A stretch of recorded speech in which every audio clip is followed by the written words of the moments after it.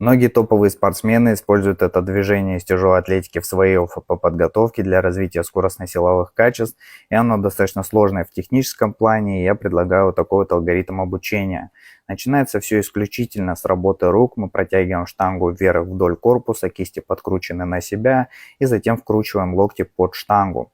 Дальше добавляется вис выше колена, но логика остается той же. Мы ведем штангу максимально близко по бедру, максимально близко к корпусу и вкручиваем локти под нее. Дальше я отрабатываю только протяжку локтями с выходом на носки. Здесь вариант медленной тяги, то есть здесь я делаю специально паузу, чтобы вы понимали, как расположена штанга, как подкручены кисти. И дальше я делаю ускорение. После подрыва я стараюсь максимально расслабить свои руки, чтобы штанга вверх летела по инерции, я лишь только ее направлял. И в конце добавляется фаза приема, я разбрасываю свои ноги в стороны, вкручиваю локти под штангу и принимаю ее на грудь.